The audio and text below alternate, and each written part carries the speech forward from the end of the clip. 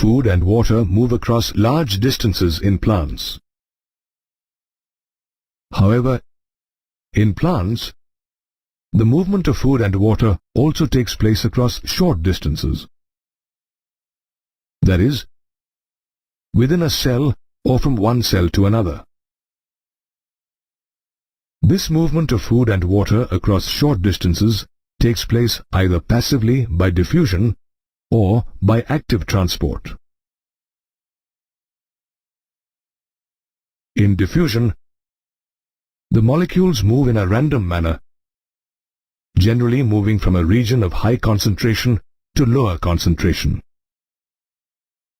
Diffusion is a passive process.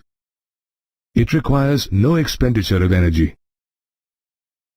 It is a slow process, independent of a living system, and can take place in all states: liquid, solid, and gaseous. Did you know that diffusion is the only means of gaseous transport in plants? Gases such as oxygen and carbon dioxide enter and exit stomata via diffusion. The rate of diffusion is affected by several factors such as the size of molecules, their solubility in lipids, and the concentration gradient. Of these three factors, the concentration gradient is a must for diffusion to even take place. As for size, the bigger the molecules, the slower the rate of diffusion.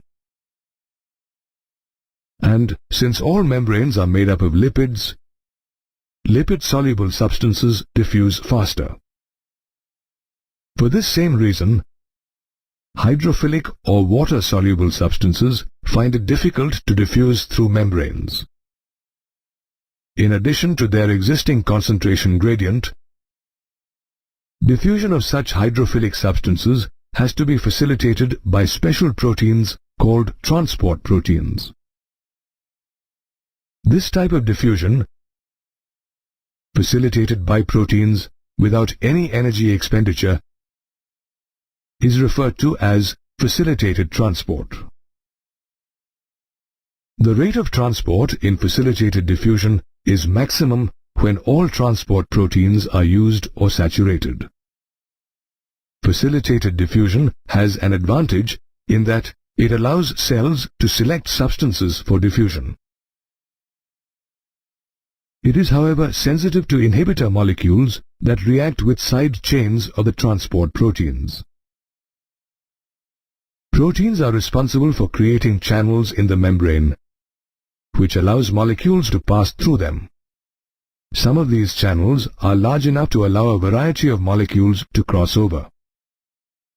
Some of these channels are always open, while others are controlled. Some transport proteins, called porins, form pores in the outer membranes of cell organelles, such as plastids or mitochondria, to allow molecules of the size of small proteins to pass through. When a molecule binds itself to a porin, it rotates to release the molecules inside the cell. The water channels are made up of 8 different kinds of aquaporins. Some transport proteins allow diffusion if 2 different types of molecules are required to be transported. Based on direction, transport of molecules can be differentiated into 3 types: symport, antiport, and uniport. Both molecules cross the membrane in the same direction in a symport, while they move in opposite directions in an antiport. In uniport, as the name suggests, a single molecule diffuses across a membrane independent of other molecules. Unlike diffusion, active transport requires energy to move molecules against the concentration gradient. It is carried out by membrane proteins that use energy. These proteins, called pumps, can also transport substances from low concentration to high concentration, which is taken to uphill transport.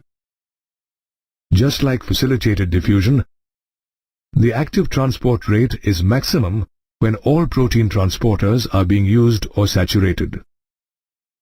Also, these proteins are specific to the type of substances they carry across. They are sensitive to inhibitors that react with their protein side chains. Of all the means of transport discussed, both diffusion and facilitated diffusion always take place along a concentration gradient and without the expenditure of any energy, whereas only active transport uses energy. Plants need to be watered. However, have you ever wondered how seeds absorb water in the first place? Seeds absorb water by a special type of diffusion called imbibition, where solids absorb water, causing an increase in their volume. Imbibition is a special type of diffusion where, once again, water movement is along a concentration gradient. For any solid to imbibe a liquid, it must have an affinity for the liquid. Also, the water potential gradient between the absorbent, that is the solid, and the liquid imbibed is essential for imbibition. The water potential gradient comprises two main components, solute potential and pressure potential. To understand the concept of water potential, we must take into account that water molecules possess kinetic energy. They are in rapid and constant motion in both liquid and gaseous form. The greater the concentration of water, the greater its kinetic energy. As a result, it has greater water potential. Water potential is denoted by the Greek symbol psi. It is expressed in pressure units as Pascal or PA. The water potential of pure water at standard temperature and pressure is taken as 0. If a solute is dissolved in pure water, the solution has fewer free water molecules. This decreases its water concentration, resulting in decreased water potential. Therefore, we can easily conclude that pure water has the greatest possible water potential, whereas the water potential of all solutions is less than that of pure water. The magnitude of the lowering of water potential due to the addition of solutes is called solute potential. Solute potential is represented by the letter psi s, and it is always negative. Solute potential becomes increasingly negative with the addition of solutes. When two solutions come into contact, water molecules from the system with higher energy will move to the one with lower energy. That is, movement will take place from the solution with higher water potential to the one with lower water potential. For a solution at atmospheric pressure, its water potential is equal to its solute potential.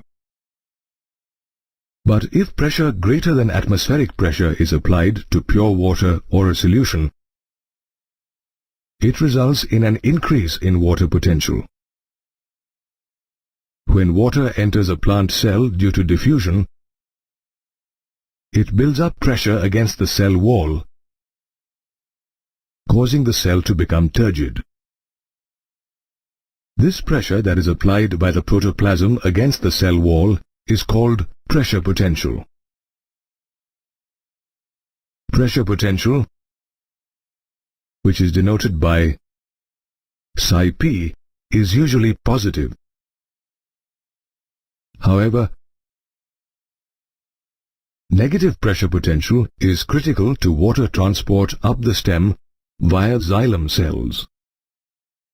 Hence, it can be stated that the water potential of a cell is a combination of its solute potential and pressure potential. A plant cell is bounded by a cell wall and a cell membrane. It also contains a large central vacuole. This vacuole contains a vacuolar sap that contributes to the solute potential of the plant cell. While the cell wall is freely permeable to water and other substances, allowing them free movement, the cell membrane, on the other hand, is a semi-permeable membrane. The cell membrane, together with the vacuolar membrane, which is also called tonoplast, determines the movement of molecules in and out of the plant cell.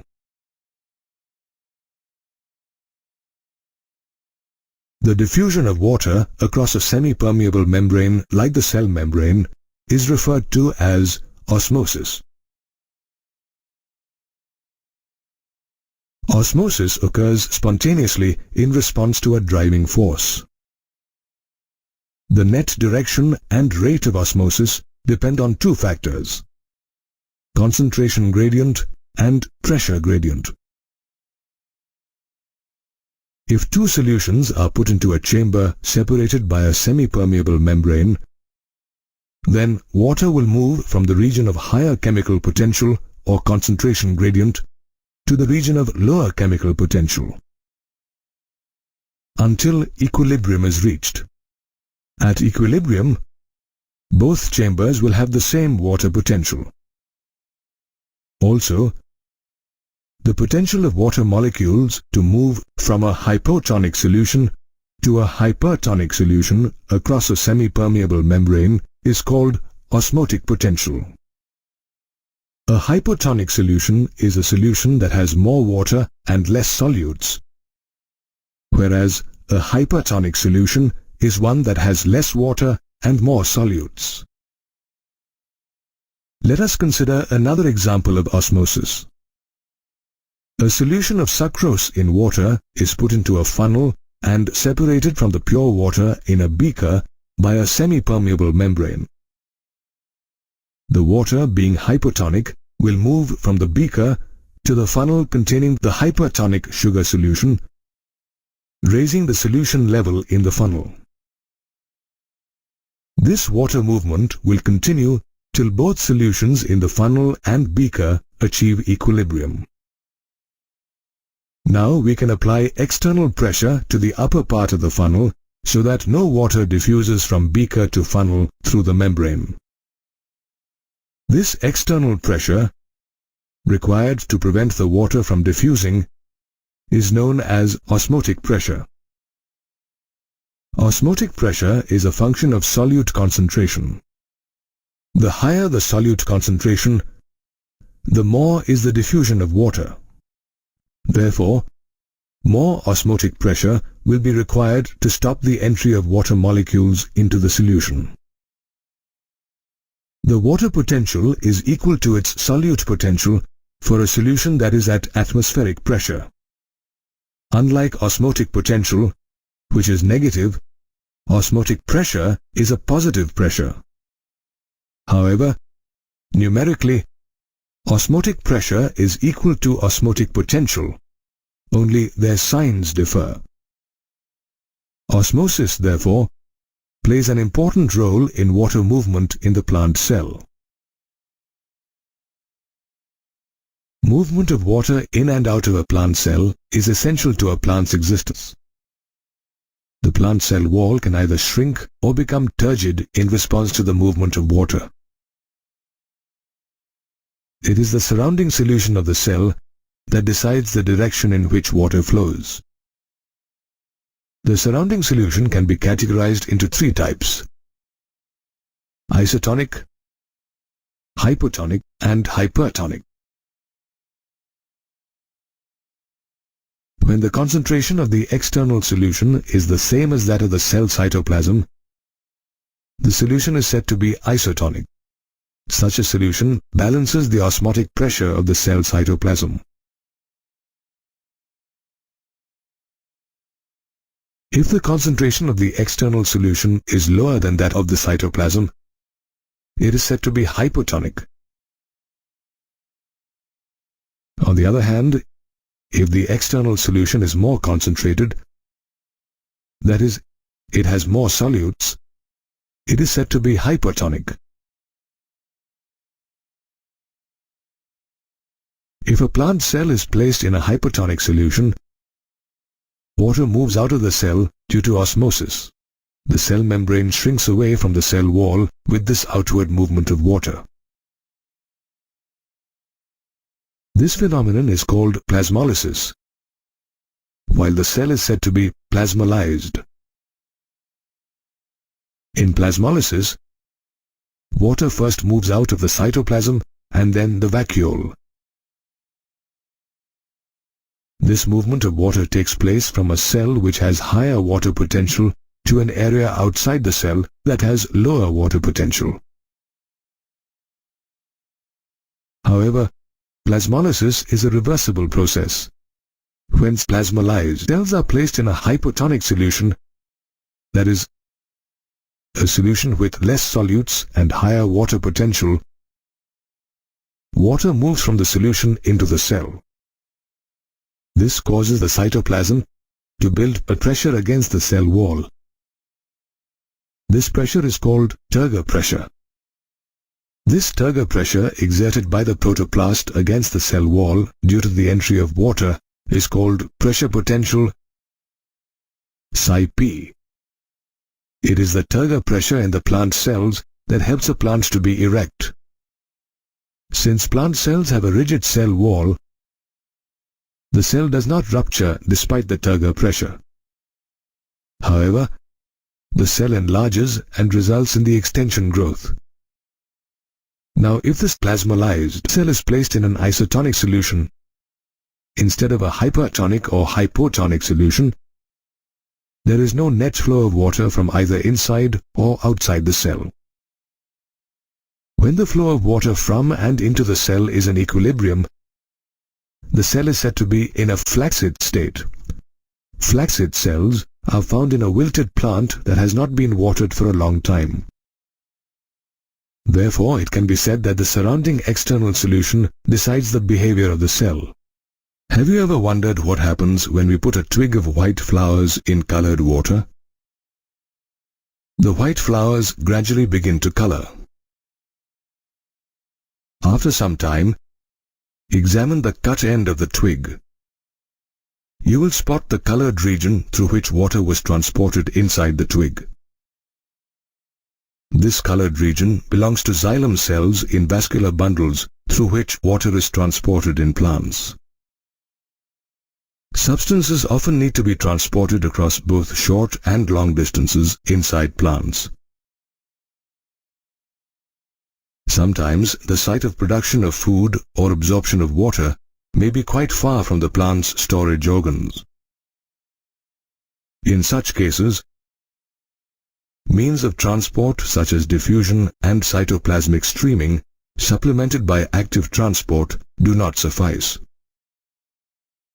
They can only account for short-distance movements in plants. Moreover, diffusion is a painfully slow process which might take years to transport substances over a distance of 1 meter in plant. Therefore, a special long-distance transport system called a mass or bulk flow system exists in plants to transport water, minerals and food. This system transfers minerals and food at a faster rate than diffusion.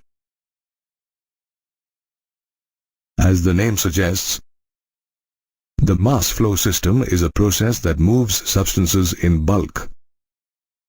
It arises out of a pressure difference between 2 points. Irrespective of the state substances are in, either in solution or in suspension, they move along at the same pace like in a flowing river. Bulk flow is achieved through either a positive hydrostatic gradient like that caused by a garden hose, or through negative hydrostatic pressure, which can, for example, be caused by suction through a straw. This bulk flow system conducted through the plant's vascular tissues, xylem and phloem, is referred to as translocation. Xylem transports water, minerals and hormones upwards from the plant's roots, while phloem transfers organic or inorganic solutes from the leaves to other parts of the plant. To conclude, the bulk flow system differs from diffusion in 3 ways. First, it transports substances across long distances in plants, unlike diffusion. Second, unlike diffusion, in which substances move independently, the bulk flow system moves all substances at the same pace. Third, diffusion depends on a concentration gradient, while the bulk flow system is achieved through a positive or negative hydrostatic gradient.